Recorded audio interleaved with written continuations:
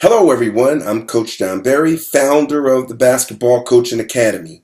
In today's short talk, I'm going to give you my 5 successful strategies when dealing with a referee. Listen, I'm the first to jump all over a ref if I think that they make a bad call. But listen, here's the thing. I want you to think big picture. I want you to think in terms of the entire game. I want you to think in terms of the perception people have of you. That is your kids or your players. That's your parents. That's the administrators. So when you deal with a referee, you have a lot on the line. You have a lot at stake. People are watching you. And if you respond in a manner which is less than who you are, then you're going to feel bad about it. I remember years ago, we had a game against this one team, and I thought that the referee had missed a couple of calls, and I told him about it, and he said, "Okay, coach, I'll look out for it." I told him about it again. He said he'll look out for it. And by the time it happened again, the third time, I jumped all over the guy, and he teed me up. And, the other team got 2 free throws. The kid knocked him down, and I think we still won that game. But the point is this. At the end of that game, I ended up walking out the door, ran across a parent. And the parent said, "Yeah, coach, that was a great game. But you know what? That technical foul, it really is not a good look on your part. You're supposed to be a role model. And when the kids see you getting a technical foul, they're more than likely to follow suit. And that's not something, that we want to have here at this school." And he didn't mean anything bad about it. He was just speaking a truth. He was speaking a fact. Ever since that point, this was probably 8 years ago, I never got another technical foul. I essentially leave the refs alone. I focus in on my team. So what I want to do in this short talk is give you my 5 key things that I try to do each game to protect me and protect my team so that, I have a decent relationship with the ref. Number 1, I like to ask them questions. If I think that they missed a call or is there something in particular that I want them to watch out for, I'll say, "Hey, ref, could you watch that contact on that play?" Or could you watch the big man? I think he's in that lane 3 seconds. So just keep your eye out on that for me.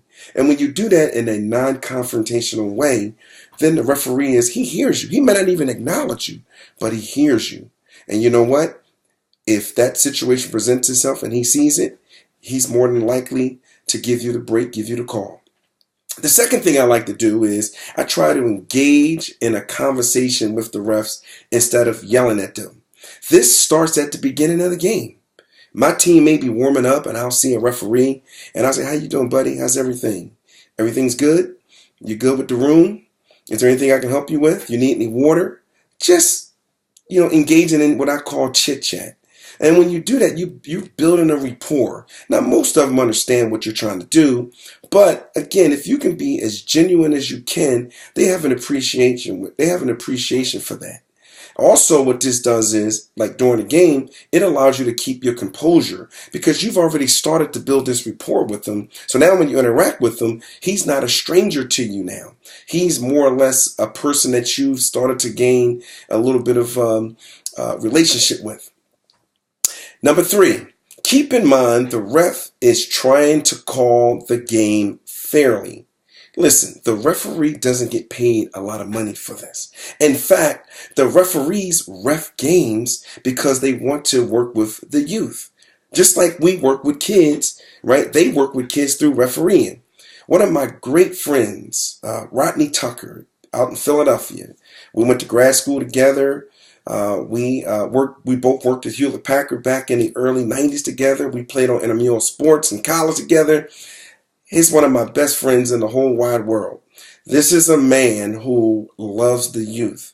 And you know what he does? Yes, he coached, but he also refereed.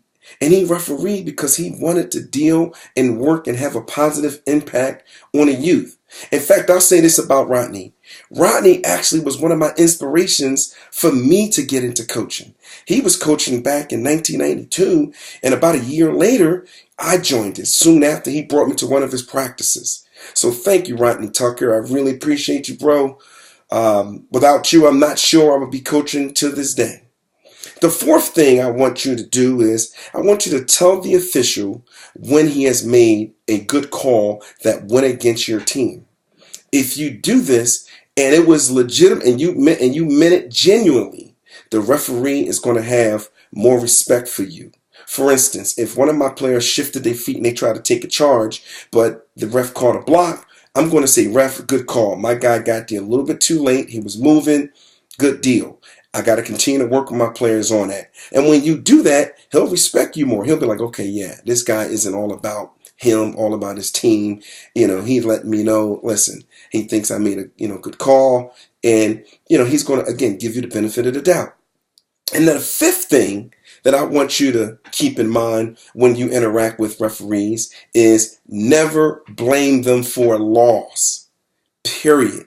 I can't tell you how many times I've seen other coaches, parents, and players say, we lost that game because the referee messed up. And you know what? We all make mistakes.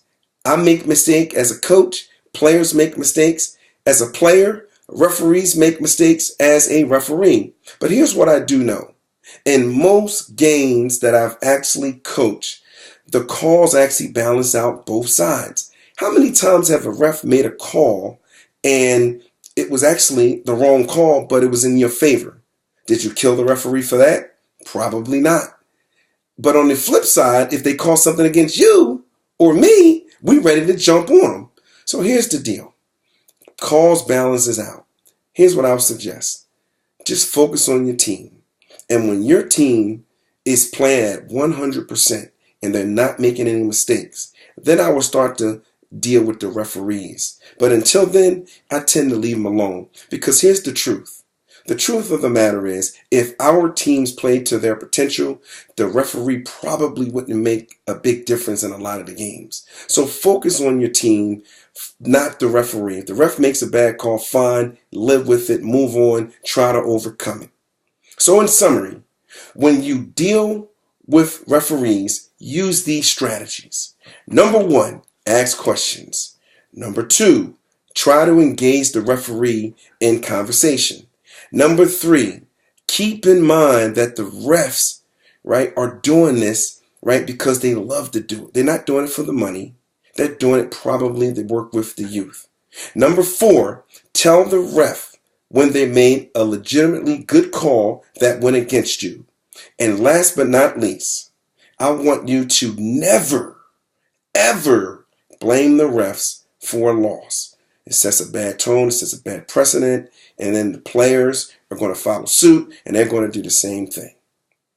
These are my 5 strategies. I hope you can use a couple of them in your game so that you can be even a better coach than what you are. Again, everyone, I'm Coach Don Berry, and until next time, cheers.